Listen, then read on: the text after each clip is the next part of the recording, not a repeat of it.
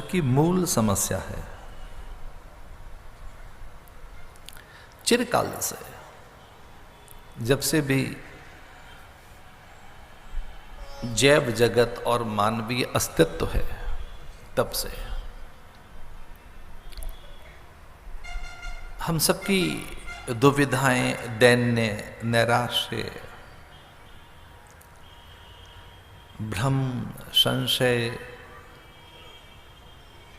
और अकारण एक जो हमारे आसपास अल्पता बनी रहती है, उसका मूल केवल अज्ञान है।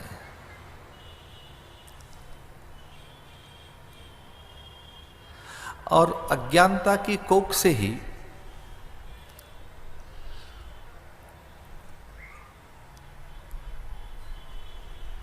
आदि व्याधि उपाधियों का जन्म होता है।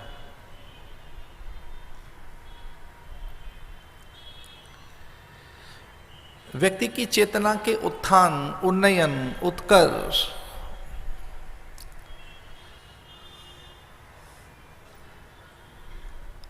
और चेतना स्वरूपस्थ हो सके, अपने मूल में लौट सके, उसकी कोई पहली बाधा है तो वह अज्ञान ही है। इसे जितने भी उपदेश इस धरती पर प्रकट हुए, वे जितने आख्यान हैं, व्याख्यान, उपाख्यान हैं, जितनी कथाएं हैं,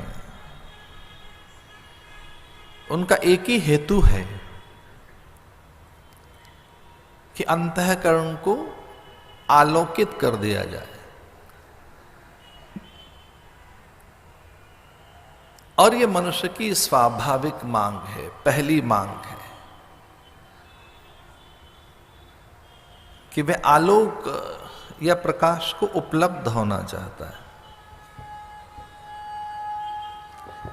वह सत्य को उपलब्ध होना चाहता है। और जब उसे भनक लगी मनुष्य को कि यह नश्वरता है, क्षण भंगुरता है, यहाँ के पदार्थ विनाशी हैं, जड़ हैं, वे पदार्थ जो नित्यता का बोध करा रहे थे, जिनमें एक सुख आशय, सुख का भ्रम ये था कि वे सुख स्थायी होंगे, जब भोगने में आए वे पदार्थ, तब परिणाम में उनके सुख स्थायी नहीं थे, सौंदर्य स्थायी नहीं रहा।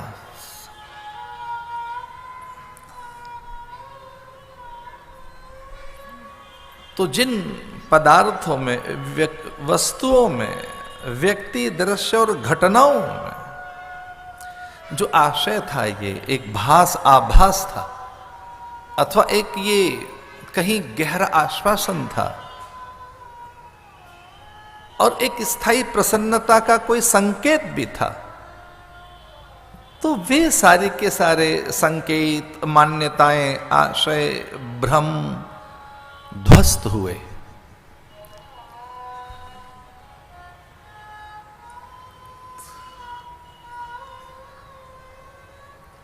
तो जब कभी ये मनुष्य ने देखा कि यहाँ के पदार्थ चिरस्थायी प्रसन्नता देने वाले नहीं,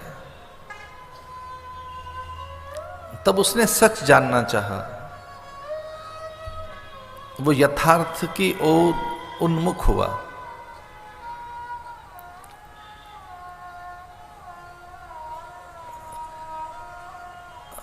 तब उपदेशों का सृजन हुआ है।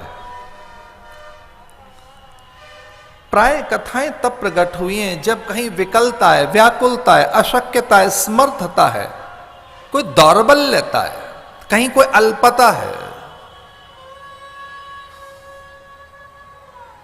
जब व्यक्ति ने अपने को असमर्थ पाया, अशक्य पाया, उसके आसपास में जब अल्पता देखी, दुख देखा,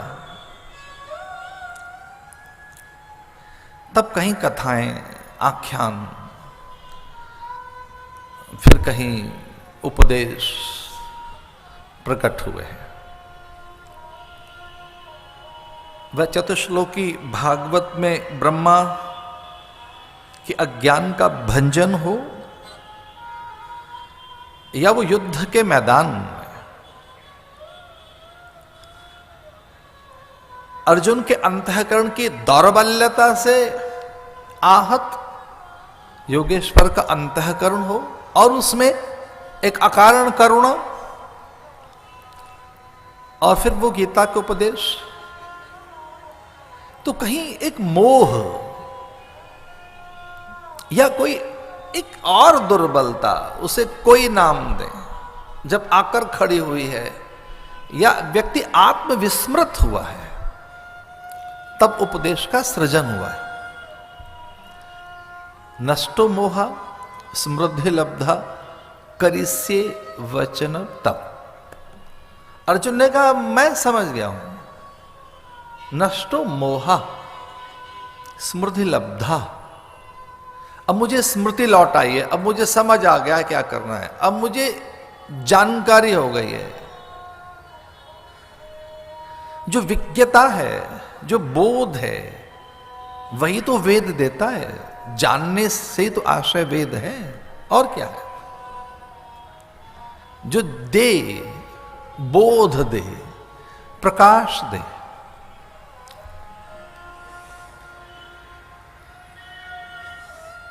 और वो संशय रहा हो गरुड़ का। अब एक उस व्यक्ति को भी संशय हो सकता है जिसे ईश्वर का नैकट्य या उसकी समीपता सहज प्राप्य है, प्राय। महापुरुषों की निकटता बहुत कठिन है भाई, उसे दुर्लभ बताया है। और उन महापुरुषों की जो त्रिकालदर्शी हैं, आत्मदर्शी हैं, ब्रह्मवेत्ता हैं, तत्वदर्शी हैं, अथवा श्रोत्रिय ब्रह्मनिष्ठ हैं, ग्रंथों में उसे दुर्लभ बताया है। मनुजता, मुमुक्षु होना, और उससे भी कहीं कठिन है महापुरुषों का नैकट्य।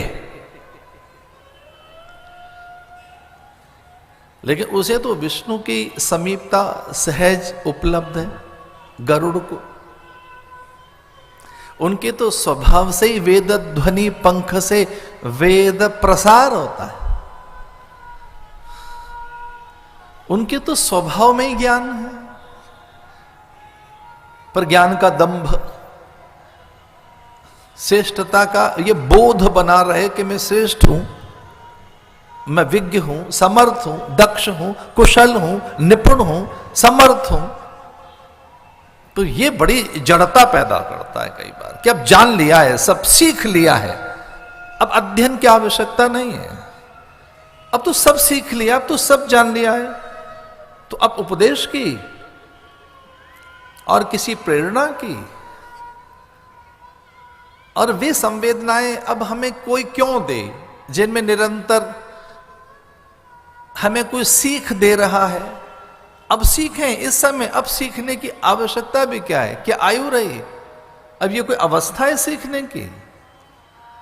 तो जब ऐसे एक नकार दें आप कि अब सीखना नहीं है, अब जानना नहीं है, अब तो सब कुछ पा लिया है, तो ऐसे गरुड़ को भी जब संशय ने घेर लिया और मनुष्य की प्रगति में कोई बाधा है पहली, तो वह संशय है। इसलिए भगवान ने कहा संशय आत्मा विनश्यति। गीता के माध्यम से उन्होंने कहा संशय आत्मा विनश्यति।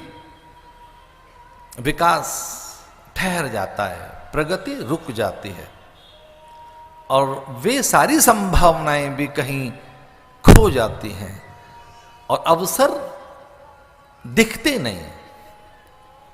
निकट आए वे अनेक अवसर, आंखें खुली नहीं रहती, वो दिखते नहीं है। इसे संशय बड़ी एक भित्ति है जो देखने नहीं देते। संशय आत्मा विनश्यति। तो ऐसे गरुड़ को जब संशय हो गया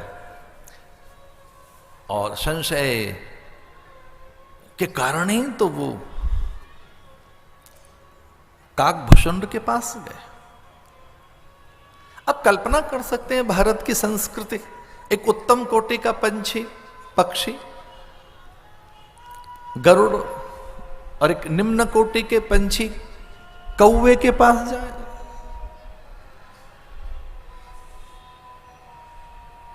और मेरा ऐसा विश्वास है कि अपनों की आहट और उनके आगमन की पदचाप कदाचित पहले कौवे के अंतःकरण को छूती है। हमारे जो अपने हैं, निकट से निकट हैं, कि कब उनके मन में हमारे पास आने के लिए संकल्प जगेगा। जितना निकट हमारे अपनों के, अतिथि अभ्यागत आगंतुक के, हमारे अतिथि अभ्यागत आगंतुक, हमारे पुरजन परिजन बंधु बांधवों के निकट जितना कौवे का मन है, किसी का होगा। इसका अर्थ है कौवे को पता लगता है। हम बहुत निकट से पंछी, परिंदे, वनस्पति, नदी, उनके तट और वहां के आसपास के जीवन से जुड़े हुए प्राणी हैं। इसलिए भगवान शिव ने कहा कि बहुत संशय है तो कौवे के पास जाओ, काकभूषुंड के पास जाओ। और अभी वो काकभूषुंड के यहां गए नहीं कि संशय छिन्न भिन्न हो गया उनका। यही बात तो अर्जुन ने कही कि सुनकर मेरे भीतर का मोह चला गया है। नष्टो मोहा स्मृति लब्धा।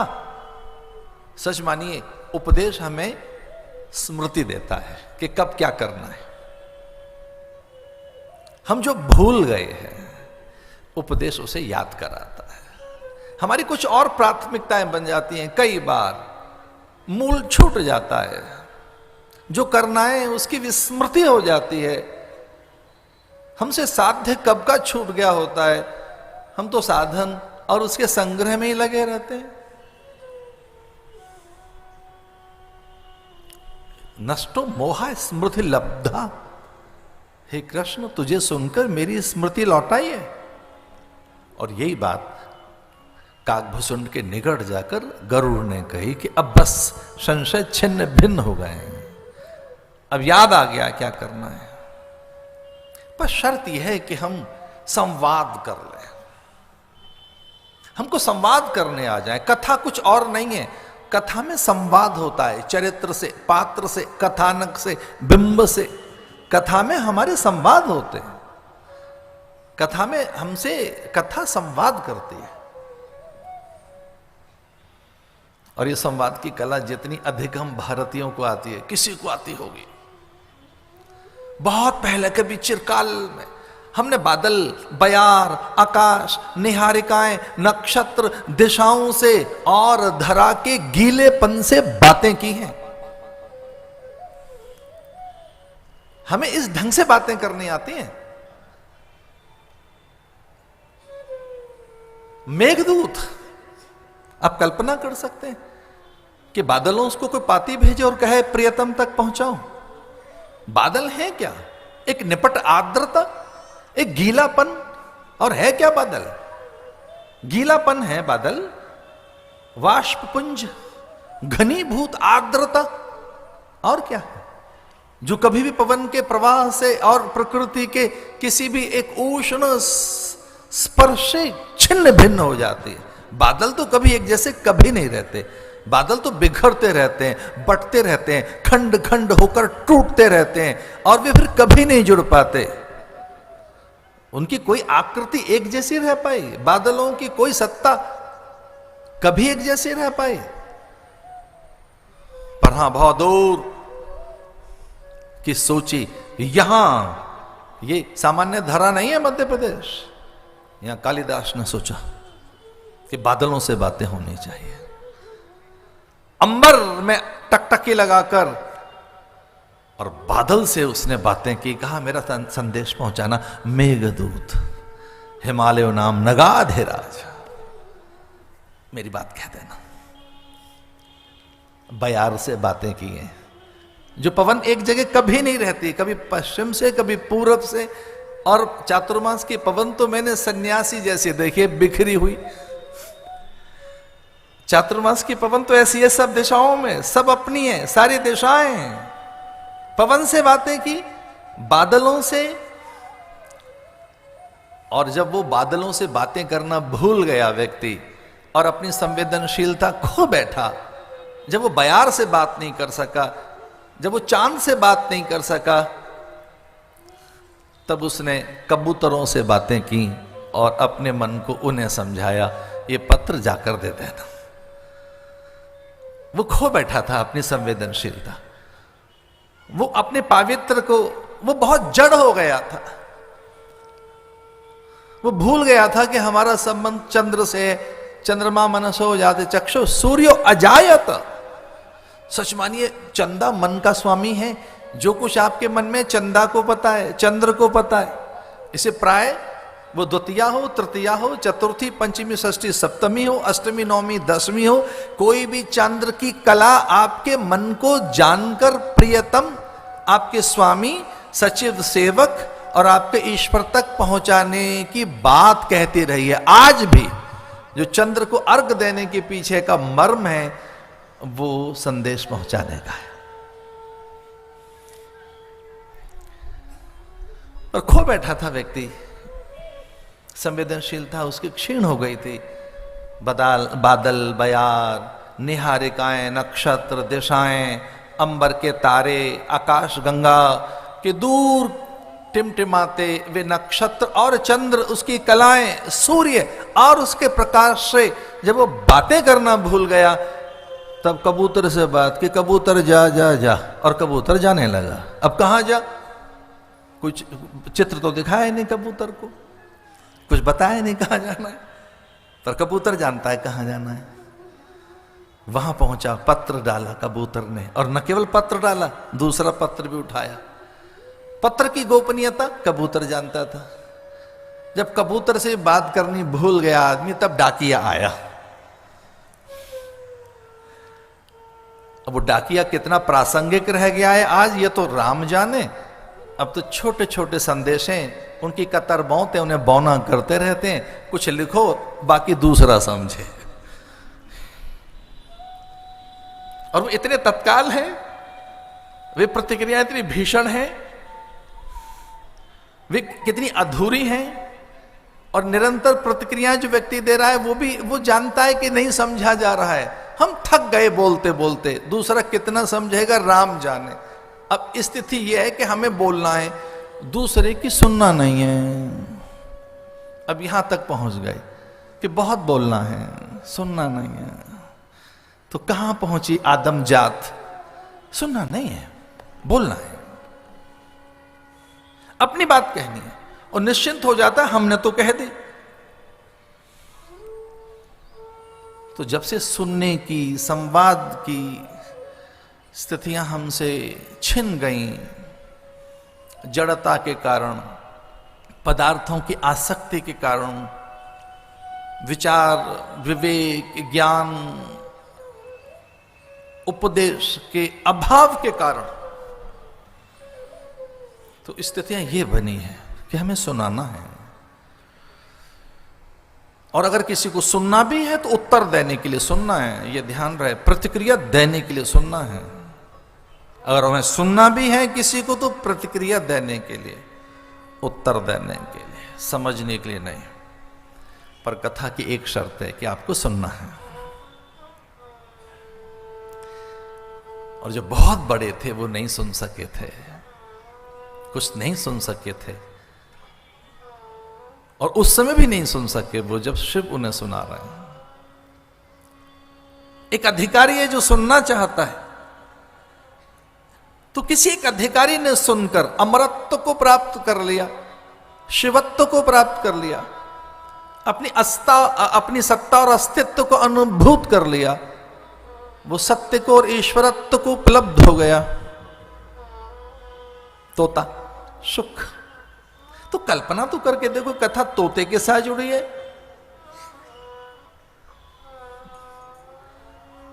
काक भुसुंड के साथ जुड़ी है, गरुड़ के साथ जुड़ी है, इसका तो पंछियों के साथ जुड़ी है, परिंदों के साथ, वनस्पतियों के साथ।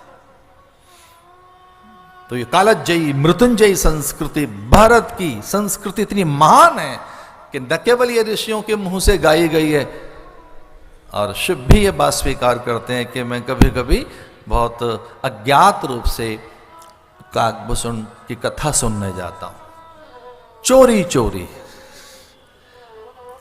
ये शिव ने कहा है कि गिरिजा, मैं तो कभी चोरी चोरी, पता न लगे किसी को, ईश्वर यहां बैठा है, महादेव यहां है, आदि पुरुष यहां बैठा है।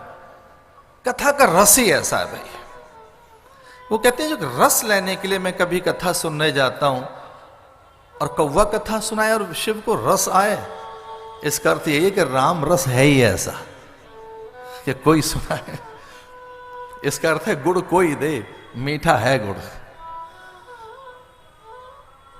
एक बात तो है, काम में रस तो है, बात रस की कही गई आरंभ में, काम में रस तो है, पर कितनी देर का है वो काम? माने संसार का रस, विषयों का रस। काम करते जो दृश्यमान है, जो भासित है, अनुभूत है, विद्यमान है, जिसे छुआ जा सकता है, चखा सूंघा जा सकता है, उसी में उलझे हुए मन को तो कामी मन कहा गया। और रूप की आसक्ति हो, पदार्थ की आसक्ति हो, वस्तुओं की आसक्ति हो, तो जो शब्द स्पर्श रूप रस का जो व्यापार है, इसी का नाम तो काम है। तो काम में रस है, काम की निंदा नहीं की गई। संस्कृति हमारी काम की निंदा नहीं करती है, पर काम की अधिकता हो तो कामी कहलाता है, व्यक्ति भोगी कहलाता है। एक शब्द है उपयोग और दूसरा है उपभोग। कथा उपयोगिता सिखाती है जीवन की, उपादेयता सिखाती है, सदुपयोगिता सिखाती है। एक उपभोग है, हमें भोग करना है, उपभोग में भोग जुड़ा है, उपयोग में योग जुड़ा है। योग का अर्थ है मात्राएं, ये ध्यान रहे, योग का अर्थ यही है, मात्राएं, मात्रज्ञता। जिस दिन मात्रा खो बैठे आप, उस दिन भोग हो जाएगा। योग का अर्थ है मात्रा, मात्रा शिथिल न होने पाए। तो अधिक मात्रा में कुछ भी कर रहे हैं वो भोग है, और मात्राओं में संयम है, मात्राओं का बोध है। तो जैसे मात्राओं का बोध होता गया तो व्यक्ति योग की ओर आता गया। और इससे बड़ी बात क्या होगी कि हमारे यहाँ ये कहा गया, योगा कर्मसु कौशलम। अरे योग को कार्य की कुशलता बताया। वो ज्ञान योग, जप योग, लय योग, नाद योग और कितने योग। ये युग तो अब योग का युग है। योग कर्मसु कौशलम, कि आप कुशलता पूर्वक कर सके। और न केवल कुशलता पूर्वक, विचार पूर्वक, ज्ञान पूर्वक, प्रेम पूर्वक, धैर्य पूर्वक, संयम पूर्वक। चूंकि कुछ न कुछ तो करना ही है, खाली तो बैठोगे नहीं। तो जो करना है विचार पूर्वक, ज्ञान पूर्वक, इसका नाम योग है। तो मैं ये भी कहना चाहूंगा कि कथा मात्राओं का बोध कराती है, और ये योग तो है, श्रवण योग है, सुनना भी योग तो है, धैर्य पूर्वक। और इसमें अब जब अरुचि हो गई, असावधानी आई, अश्रद्धा आई, तो योग खंडित हो गया। इसे वो भवानी, शिवानी, जया, प्रथमा, पूज्या, पूर्वा, या वो जो भी हैं, वो वंचित रह गई उस रस से। इसलिए उपनिषदों ने, वेद ने बड़ी सुंदर से बात कही, प्रणवो धनु सरोहि आत्मा। हाथ में प्रणव का धनुष लेकर, सरोहि आत्मा, और किसी और को नहीं, स्वयं को तीर बनाकर। एक योग की बात कहता है वेद, प्रणवो धनु सरोहि आत्मा ब्रह्म तरु लक्ष्य उच्चते। सामने ब्रह्म है, सामने ईश्वर है, ईश्वर को लक्ष्य बनाकर और खुद को तीर और धनुष ओम का, प्रणवो धनुसरो ही आत्मा ब्रह्म तरु लक्ष्यमुच्यते। अपने को पूरा चढ़ाइए कमान पर, ओम की कमान बनाकर, नाद की कमान बनाकर, मंत्र की कमान बनाकर, मंत्र के धनुष पर खुद को चढ़ाना है। सरो ही आत्मा ब्रह्म तरु लक्ष्यमुच्यते। पर कौन कर पाता है ऐसा? अप्रमत्तेन वेदव्यम शर्वत तन्मयो भवेत्।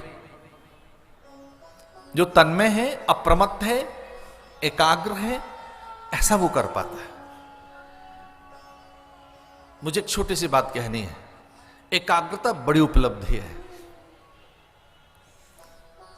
ये बड़ी उपलब्धि है एकाग्रता। कोई पूछे कि कंसंट्रेशन क्या है, तो बड़ी चीज है। एकाग्रता बड़ी चीज का नाम है। जब आप एकाग्र होते हैं और जब आप एकाग्र नहीं होते, इसका अर्थ है कि एकाग्रता से पहले की चीज मूढ़ता है। योग में यही तो बताया कि जब आप एकाग्र नहीं है तो उससे पूर्व की जो अवस्था है मूढ़ अवस्था है, या वो फिर बहुत बिखरी हुई, वो विक्षिप्त या क्षिप्त अवस्था है। तो जो चित्त की वृत्तियां हैं, उस चित्त की वृत्तियों में जो योग की सिद्धि की बात कही, समाधि की बात कही, और समाधि नहीं लग रही है, उसका मूल यह है कि हमारा जो चित्त है वो विक्षिप्त है या क्षिप्त है या बिखरा है, खंड खंड होकर बटा है, या हम मूढ़ अवस्था में। एक और सच है, हम एकाग्र नहीं है। और मैं एक निवेदन करना चाहता हूं, जब भी जिस भी पल मनुष्य एकाग्र होता है तब वो बहुत समर्थ होता है। तब उसके पास जो ऊर्जा होती है, तब जो उसके पास में एक अपना खुद का एक विश्वास और अपना खुद का एक आत्मबल, वो बड़े परिणाम लेकर आता है। वे परिणाम बड़े सकारात्मक होते हैं, और न केवल अच्छे परिणाम आते हैं, एक अच्छा सृजन, एक अच्छी रचना धर्मिता बिना एकाग्रता के संभव नहीं है, कभी नहीं हो सकता। बिखरे हुए मन से कुछ कर नहीं सकते आप। एकाग्रता बड़ी चीज है। और एकाग्रता के बाद की जो स्थिति है निरुद्धावस्था, उसमें तो समाधि घटित होने के बाद पतंजलि कहते हैं। और एक बड़े आनंद की बात है, वो पतंजलि यहीं भोपाल के ही थे, संयोग से, जिनकी पूरी चर्चा संसार भर में आज है। यहां पतंजलि, यहां मध्य प्रदेश के भैया, यहां से बहुत कुछ गया है। वो कालिदास की चर्चाएं हो, वो विक्रमादित्य हो, या वो पतंजलि हो, या भैया वो रणांगण में कुरुक्षेत्र के मैदान में गीता कल्याणी वाणी कहने वाले भगवान कृष्ण हो, वो उज्जैनी से कहीं ज्ञान बटोर कर ले गए। ये अद्भुत धरा है। जो पूरे संसार को जो ज्ञान मिला है वो कहां से गया होगा? उज्जैनी से। तो कृष्ण यहां है उज्जैनी, तो क्या गुरुकुल रहा होगा वो? तो जिस पतंजलि की बात मैं कह रहा हूं कि वो एकाग्रता और उसके बाद में निरुद्धावस्था, तो जिस भी पल एकाग्रता घटित हो जाए व्यक्ति के पास, तब सुखद परिणाम आते हैं, तब वो कुछ कर पाता है। इसे बहुत आवश्यक है कि मानव मन के पास एकाग्रता हो। एक और बात, उसके पास संयम भी हो। और कहीं संयम है आपके पास, एकाग्रता है, आपके पास विचार है, विवेक है, आप में कहीं उत्साह है, और कहीं भैया दैवी संकल्प आप में है, तब बहुत दूर नहीं है ईश्वर। फिर सत्य आपसे बहुत दूर नहीं। इसलिए मनुष्य को उपदेशित करते हुए वेद कहते हैं, तन्मे मना शिव संकल्प मस्तु। अरे मन, अच्छा संकल्प करना, अच्छा विचार करना इस बात का कि तू नश्वर नहीं है, क्षण भंगुर नहीं है, विनाशी नहीं है, मिटने वाला नहीं है, तू कहीं मृत्यु के मुख में जाने वाला नहीं है, और जो जाएंगी चीजें वो देह है, तू नहीं है। इस पर पहले विचार कर लेना कि तू सांसों का सिलसिला, देह मन बुद्धि चित्त प्राण गति मति गुण प्रकृति अस्थि मज्जा मेद रुधिर त्वचा, ना ना ना, तो ये नहीं है। चिदानंद रूप शिवोहम शिवोहम। सांसों का सिलसिला नहीं है कि एक दिन मिट जाएगा। मैं सांस हूं क्या? मैं विचार हूं? मैं कल्पना हूं? मैं मन हूं? मेरा नाम मन है क्या? मन मुझ में रहता है। मैं बुद्धि हूं क्या? बुद्धि मुझ में रहती है। विचार, कल्पनाएं, रुचि अरुचि, इच्छा अनिच्छा, हे उपादेय, ग्रहण त्याग, ये सब मेरे भीतर रहते हैं। मैं सपना तो नहीं हूं, मैं कोई विचार भी नहीं हूं, मैं कोई चिंतन का नाम हूं। मैं चिंतन हूं, मैं सोच विचार हूं, मैं कल्पना हूं, मैं स्पृहा, भोगेक्षा। और ये सही नहीं, ये सही है, रुचि अरुचि का नाम मैं तो नहीं हूं। इसलिए एक बड़ी सुंदर सी बात कही कि एक दिन अपने से पूछ लेना कि आप कौन हैं। फिर को हम, किसी दिन अपने से पूछ लेना कि तू कौन है। अपने को एक दिन जान लेना कि कौन है। अगर देह नहीं है, मन नहीं है, बुद्धि चित्त मति गुण धर्म प्रकृति काय कलेवर स्पृहा कल्पना वासना नहीं हूं मैं, तो फिर मैं कौन हूं? देह तो बदलती है। एक अवस्था में से बचपन कहा गया, फिर इसे कोई युवक बता रहा था, और फिर जब हाथ में लकुटी आई, दंत पंक्ति उखड़ गई, पाचक रस शिथिल हो गए, तो सारे लोग कहने लगे बूढ़ा जा रहा है। तो मैं बूढ़ा तो नहीं हूं, मैं तो कुछ और हूं। देह बूढ़ी हो गई होगी या देह युवक होगी। को हम, मैं कौन हूं? तो एक दिन यह भी पूछ लेना अपने आप से। पर एक बहुत आनंद की बात है कि हम कौन हैं, हमें करना क्या है। इन सब प्रश्नों के उत्तर जो देती है उसका नाम कथा है। तो कथा हमें हमारा परिचय देती है, कथा हमें हमारा बोध कराती है। बोधगम्यता के लिए, सत्योपलब्धि के लिए, आत्म परिचय के लिए, आत्मस्मृति के लिए, लक्ष्य भेदन के लिए, स्वरूप अनुसंधान के लिए कोई सहायक है तो उसे कथा कथा कहते हैं। अज्ञानता मूल जननी है दुख की, और कहीं अज्ञानता की जड़ों का समूलोच्छेदन, अज्ञानता की सत्ता का सकल उन्मूलन करने में कोई समर्थ है तो विचार है। इसलिए एक और निवेदन कर दूं कि आत्मविचार सबसे बड़ा साधन है। आत्म विषयक विचार, आत्म विषय का अर्थ है सत्य का विचार, नित्य का विचार। जो नित्य वस्तु है, शाश्वत वस्तु है, सनातन वस्तु है, सामायिक और प्रत्येक संदर्भ में नूतन और प्रासंगिक जो वस्तु है उसका चिंतन। बात चली संवाद की कि हमने बादल बयारों से बातें की, धरती अंबर अग्नि जल वायु निहारिकाओं से बातें की। उनमें संवाद काकभुसुंड के रहे, गरुड़ के रहे, शुक के रहे। क्या प्रतीक बनाया है ऋषि मुनियों ने, वो खुद नहीं बोले, तोते से बुलवाया है। अरे कपोत बोलता रहा है हमारे यहाँ, है गरीब बोलते रहे हमारे यहाँ। अच्छा कुछ भी हो, गणेश जी का मुख तो हाथी का ही है ना। वो कितने ही प्रथम पूज्य हो, बड़े हो, तो हाथी तो बोल रहा है, कुछ मुंह तो हाथी का ही है, मस्तक तो सिंह दुर्गा के पास है। तो एक सच तो है कि पशुओं के साथ जीवन है हमारा, और देवता कहीं पशुओं के आसपास रहे। कोई भीड़ों के बीच में रहा है, तो कोई गडरियों के झुंड में रहा है, कोई पशुपालकों के बीच में रहा है, कोई बंदरों के झुंड में रहा है, और भैया को गौओं के संग संग चला है। तो ऐसा नहीं कह सकते, पशुओं से कुछ पाया तो है। और न केवल हमने, देवताओं ने। कोई तो गोपाल ही हो गया, सीधा नाम गोपाल। तो कितना बड़ा कुल है यादव कुल, या ईश्वर का जन्म हुआ। वो झुंड देखो कितना सरल है, कि चाहे गौओं के बीच में है, या वो वानरों के बीच में है, या वो भेड़ों के बीच में है, या वो पशुओं के बीच में है। ऐसे एक जानकारी की बात मुझे किसी ने कही कि देखिए जितने तीर्थ हैं प्राय हिमालय के और हिमाचल के गडरियों ने बताए। चलते चलते चलते हिमालय में, वो अमरनाथ हो, वैष्णवी देवी हो, मणिमहेश हो, अथवा ये चार धाम हो, दूर, तो जो प्रकृति के निकट पहुंचा है उसे कुछ मिला है।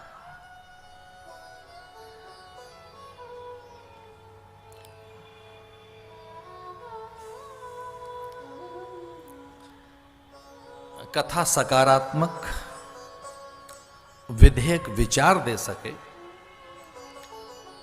कथा हमारे भीतर के अज्ञान का भंजन कर सके, हमें सहज बना सके, इस निमित्त कथा में गुरुजनों का ध्यान करते हुए, आचार्यों का, परंपरा से व्यास का ध्यान करते हुए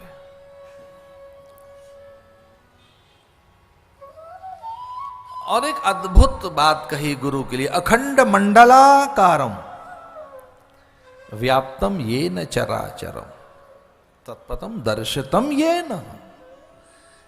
जब मैंने इस पर विचार किया और गुरुजनों की संगति में, उनके नैकट्य में जब इस पर चर्चा हुई तो चकित हो गए हम सब कि जो उस परिधि से पृथक है वही गुरु है। जो परिधि से पृथक है, जो परिधि पे घूम रहा है, बस वो अज्ञानी प्राणी है। तो गुरु कौन? जो हमारे अंधकार का शमन करते हैं। इसलिए वेद ने प्रार्थना करते हुए कहा है, असतो मां सद्गमय, तमसो मां ज्योतिर्गमय, मृत्योर्मां अमृतम गमय। मैं मृत्यु से अमृत को उपलब्ध हो जाऊं। कथा के आरंभ में महर्षि वेदव्यास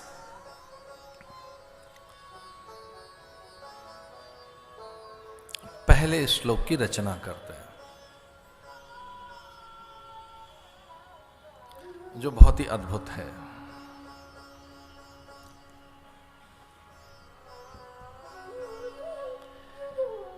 सच्चिदानंद रूपाय विशुत्पत्त्यादि हेतवे तापत्रय विनाशाय श्री कृष्णाय वयं नुमः। सच्चिदानंद रूपाय विश्वोत्पत्त्यादि हेतवे तापत्रय विनाशाय श्री कृष्णाय वयं नुमः। सच्चिदानंद रूपाय विश्वोत्पत्त्यादि हेतवे तापत्रय विनाशाय श्री कृष्णाय वयं नमः। श्री कृष्णाय वयं नमः।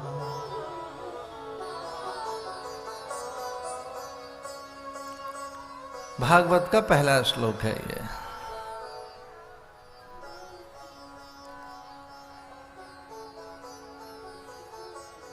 हिमालय में नरनारायण पर्वत के मध्य में बदरिकाश्रम में सरस्वती के तट पर महर्षि वेदव्यास ने इसकी रचना की है।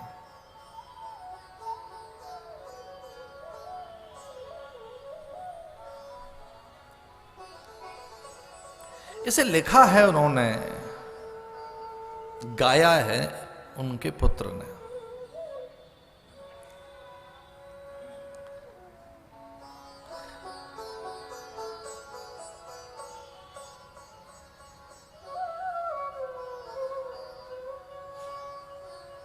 जब वो सन्यास के लिए निकल पड़े, कथा के बिल्कुल आरंभ में इस श्लोक के साथ ही सन्यासियों की चर्चा है। सन्यास का अर्थ है सम्यक न्यास, कामनाओं का न्यास। मैं बहुत ही विनम्रता के साथ बात कह रहा हूं। जितना सन्यास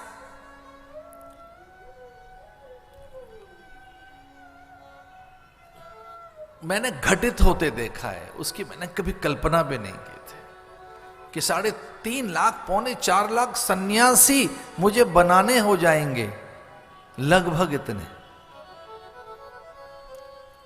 जिसकी ये शपथ है, ओम भू संन्यस्तम मया, मैं धरती जैसा बनूं, आकाश जैसा, दिशाओं जैसा, अंबर जैसा, मुझ में इतनी व्यापकता हो। ओम भू संन्यस्तम मया, ओम भुव संन्यस्तम मया, ओम स्व संन्यस्तम मया, ओम सर्वम संन्यस्तम मया।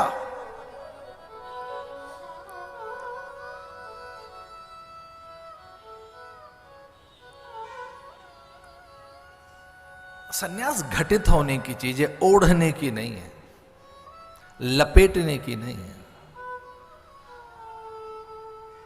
बहुत ही विनम्रता के साथ कह रहा हूं, चटक रंग घोलने की नहीं है, ये घटित होने की चीज है। सन्यास घटित होता है, वो कहीं बहुत पहले जो बीज पड़ा होता है और उसके जो भीतर कुछ है, वो गोंद छाल छाया बल कल हरि तिमा, या जो भी उसमें प्राणवायु आर्द्रता औषधीय गुण है, बीज में से अपने आप निकलते हैं। वो बहुत नैसर्गिक है, वो बहुत स्वाभाविक है, वो बड़ा प्राकृतिक है भाई। वो उतना ही निर्दोष है जितना एक ओस की नन्ही सी बूंद जो दूर्वांकुर पर नाच रही होती है। कहीं सूर्य के प्रभामंडल में वो मोती जैसी दिखती है, सोना जैसी दिखती है कि चांदी है। वो भ्रम तो बहुत सा उनको भी होता है जो सीपी में कहीं चांदी देख लेते हैं, रज्जू में कहीं सर्प देख लेते हैं, छाया में कहीं प्रेत देख लेते हैं। एक और छोटी सी बात, जो स्वयं में कहीं अकारण बड़प्पन देख लेते हैं कि मैं तो बहुत ही बड़ा हूं, मैं तो बड़ा ही महान हूं।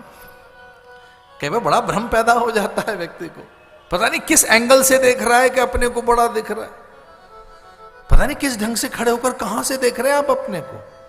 तो कई बार उसे लगता है मैं कितना सुंदर, कितना महान, कितना पवित्र, तो पता नहीं किस कोने में खड़े होकर आदमी अपने को देख रहा होता है।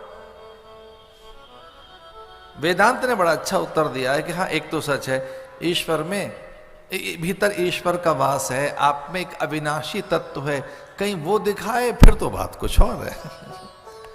फिर उसे जानकर तो व्यक्ति ने घोषणा की कि मैं ब्रह्म हूं, ब्रह्मविद ब्रह्मैव भवति।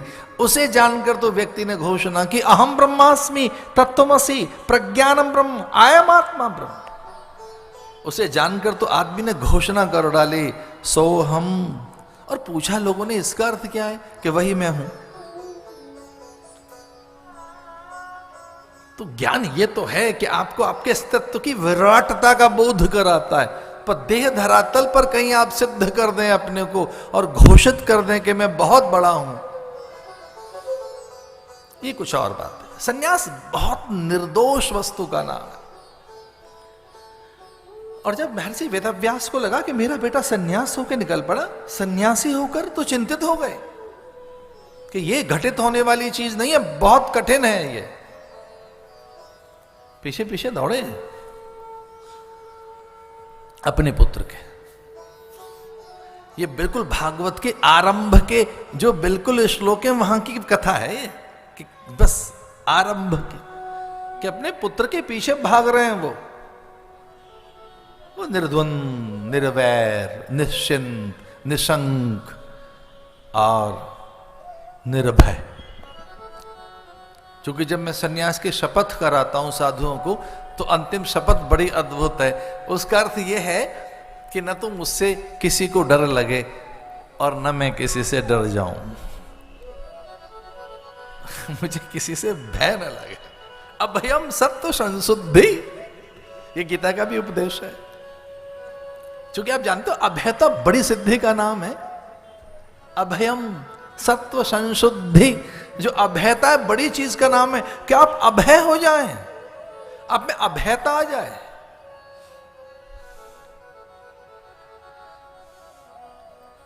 ऐसे ही मैं कोई जानकारी के लिए बता रहा हूं, जो इस तरह से एक निर्भीकता अपने भीतर पैदा कर लेते हैं, उनसे तो कदाचित इंद्र भी डरता होगा कि उसका सिंहासन हिलता है। तभी तो अप्सराओं का पलायन धरा की ओर होता है। भाई किसी ने भयभीत कर दिया। अभयम सत्व संशुद्धि।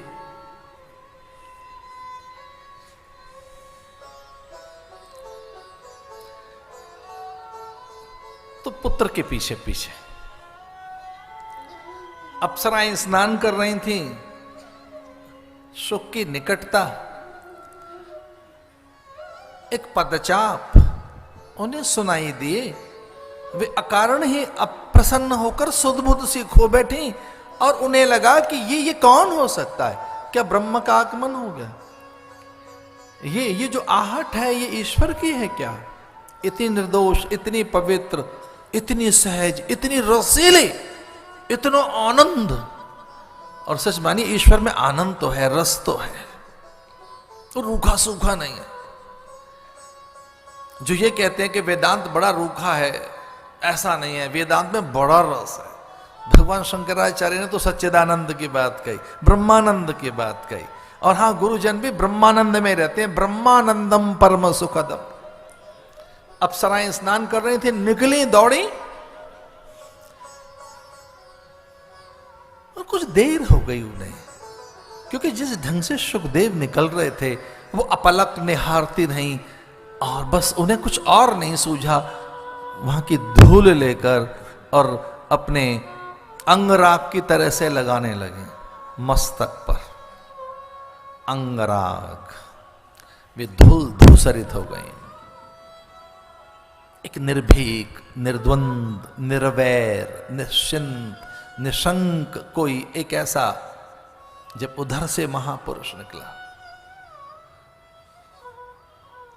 इस पर मेरी एक बात जो मैंने अनुभव किया, अथवा मुझे जो अध्ययन काल में गुरुजनों से बार बार सुनने को मिली है, जिसमें जगत का लोप हो गया, वो निर्द्वंद हो गया।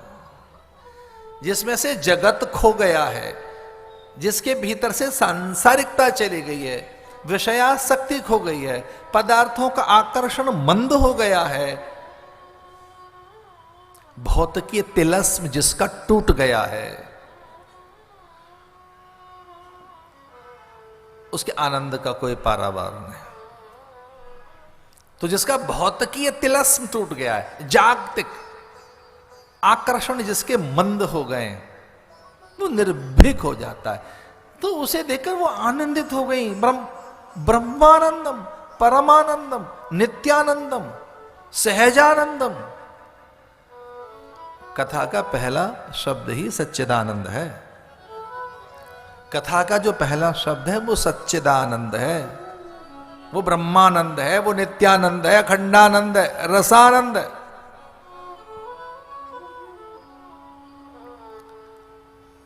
लेकिन पीछे से महर्षि वेदव्यास आए तो देह की सुध-बुध आ गई, फिर से भागी। क्योंकि वो बहुत सीमित से वस्त्र उनके, तो लोक लज्जा निवारण के लिए अपने को जैसे तैसे। और एक बात तो है ही भाई, स्त्री में मां रहती है, उसका जो शरीर है मातृत्व है, उसमें उसके स्तरण में जगदम्बा का वास है। इसी उस देह की रक्षा वो करे, कोई और करे, सच में एक वो बड़ी बात है।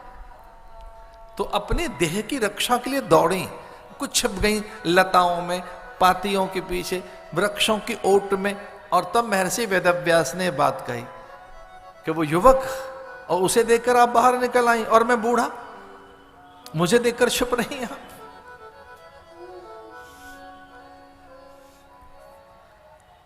पत्तों की ओट में से अप्सराओं ने कहा कि उसे तो एक ज्ञान भी नहीं था कि हम स्त्रियां हैं और वो युवक है। ये आपको पता कैसे लग गया कि हम स्त्रियां और आप बूढ़े हैं? इतनी भी जानकारी आपको है? और चूंकि आपको ये जानकारी है देह की, आपको सुध है, आपको देह की सुध है, तो जिसे देह का बोध है, देह की सुध है, से देह की स्मृति बनी हुई है, वो स्मृति हम तक पहुंच गई और हमें भी अपनी देह की स्मृति लौट आई। हमें भी देह की स्मृति आ गई ना कि हम देह हैं। इससे पहले तुम्हें पता ही नहीं था। तो हमारा देहाध्यास टूट गया, शरीराध्यास टूट गया, देह की बोधकाराम है। तो प्राय समाधि में यही तो घटित होता है कि आपको तन मन का बोध नहीं रहता, तन और मन की शुद्ध कहां रहती है, देहाध्यास टूट जाता है, प्राणाध्यास टूट जाता है। तो सहन थोड़े संभले महर्षि वेदव्यास। पुत्र के पीछे भागकर उन्होंने कहा था कि एक प्रार्थना है, फिर भी जरा सीख लेना किसी से, जान लेना किसी से। समर्थ होने पर भी, ज्ञानी होने पर भी, महान होने पर भी तुझमें ईश्वरत्व घटित हो गया है, फिर भी सीख लेना किसी से, सुन लेना किसी से। और अपने पिता की आज्ञा मानकर वो कहीं जनक के पास चले भी गए थे, अपनी श्रेष्ठता को बिसार कर। रैक्व की कथा में गाड़ीवान के पास राजा का जाना इस बात को सिद्ध करता है कि श्रेष्ठता के दंभ को बिसार कर कथा सुनने जाना चाहिए।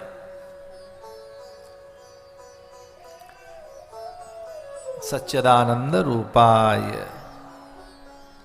बड़ी सुंदर सी बात है। हम जिस संसार में रहते हैं वो दो चीजों से मिलकर बना है। वेदांती महापुरुष प्राय ऐसा कहते हैं, जगत नामात्मक है, रूपात्मक है। हाँ सचमुच इसमें दो ही मसाले लगे हैं जगत को बनाने में, एक तो रूप है, दूसरा नाम है। जगत तभी तक है, जगत का कोई जो अस्तित्व है बिना नाम के नहीं रह सकता। जगत का अस्तित्व नाम पर आधारित है और रूप पर आधारित है। जगत में से रूप नाम छीन लो, जगत नहीं रहेगा। संसार कब तक टिका हुआ है? इसे रात क्यों कह रहे हैं? रूप है, इसका नाम है कि अब धीरे से अब ये प्रदोष से रात बढ़ रही है। कोई भी चीज जो अपने साथ रूप रखती है उसका नाम है, उसका नाम है। आप लेखनी उठाइए और कुछ लिखने चलो और न चले, बस आपने रखा एक बिंदु बन गया, थोड़ी सरकाई तो रेखा बन गई। जैसे ही कुछ सोचोगे एक रूप खड़ा हो जाएगा। इस पर फिर से ध्यान से सुनना, आप बिना रूप के सोच नहीं सकते। हम जितने भी संसार के प्राणी हैं, जब भी हम कल्पना करते हैं रूप की कल्पना करते हैं। इसलिए परमात्मा के भी हमने रूपों की कल्पना कर ली, मूर्तियां बना डाली। आप शायद चौंक जाएंगे, इतनी मूर्तियां जो आज बन रही हैं कभी नहीं बनी, आज ज्यादा बन रही हैं। जितनी मूर्तियां आज बन रही हैं कभी नहीं बनी। इसका अर्थ क्या है? हमें ईश्वर में भी रूप चाहिए और नाम। लेकिन परमात्मा क्या है? सच्चिदानंद रूपाय। अगर कोई पूछने चले कि भगवान का रूप क्या है, तो भगवान का रूप है सच्चिदानंद रूपाय। एक रूप उनका नरसिंह हो सकता है, परशुराम हो सकता है, कोदंड पिनाकधारी आप्तकाम पूर्णकाम निष्काम प्रभु राम हो सकता है। उनके ओठों पर लेटी बांसुरी है तो वो जो धेनु रेणु यमुना वेणु के साथ हैं, ऐसे वो माधव हो सकते हैं। इतने रूप चाहिए माधव को सिद्ध करने के लिए। ये माधव है। कित मुरली कित चंद्र का कित गोपियन को साथ, अपने जन के कारणे श्री कृष्ण भय रघुनाथ। तुलसी ने प्रणाम किया वहां और किसी ने कहा आप तो राम उपासक हैं, कहां चले आए बिहारी जी के पास? वृंदावन में खड़े थे, प्रणाम कर रहे थे, तो आप तो राम उपासक हैं, आप तो राम रूप के उपासक हैं, ये तो कृष्ण है। तो उन्होंने कहा मेरा राम सब जगह है, ये तो माधव है, मुरारी बनवारी गिरधारी है, किसे प्रणाम कर रहा है? तो राम जी से प्रार्थना की तुलसीदास जी ने कि इनके हिसाब से रूप बना लीजिए, इनको जो सूझता है। कित मुरली कित चंद्र का कित गोपियन को साथ, अपने जन के कारणे कृष्ण भय रघुनाथ। वैसे ही दिखने लगे। कैसे दिखने लगे ये मानस पढ़ने वाले व्यक्ति बहुत अच्छे ढंग से जानते हैं। एक और बात है, ये भोपाल नगरी कथा नगरी है, मानस नगरी है, निरंतर मानस की चर्चा होती रहती है निरंतर। उसमें एक बात आपने सुनी है बहुत बार, जाकी रही भावना जैसे प्रभु मूरत देखी तिन तैसी। एक और बात, भक्त का अपना एक भगवान है, हर भक्त का अपना एक भगवान है। इस पर एक और बात कही किसी विचारक ने कि भगवान ऐसा सच कोई और नहीं, भक्त का प्रोडक्ट है, भक्त का उत्पाद भगवान। भगवान तो भक्त ने रचा है, उसकी कल्पनाओं से, उसकी भावनाओं से, उसकी विचारणा से, धारणाओं से, संकल्पना से है। भगवान तो है, पर जिस ढंग से भक्त ने उन्हें रूपायित किया है, परिभाषित किया है, जिस ढंग से उन्होंने भक्त ने उनको प्रकट किया है, तो रूप किसने दिया है? भक्त ने। भक्त ने रूप दिया है, या भक्त के लिए रूप धारण किया है। सच्चिदानंद रूपाय विश्वोत्पत्त्यादि हेतवे। यहां तीन चीजें संसार में निरंतर चल रही हैं, सृष्टि, स्थिति, संहार। इस पे तो हमारा महाग्रंथ रचे गए। प्राय शाक्त और श्री विद्या उपासक या अनेक और जो गुह्य मंत्रों की उपासना और साधना में लगे हैं, वो तो कई बार इन क्रमों का हमसे आकर परिचय पूछते हैं कि हम सृष्टि क्रम से उपासना करें या संहार क्रम से या स्थिति क्रम से। उपासना के भी ये भेद हैं कि सृष्टि क्रम से उपासना की जाए या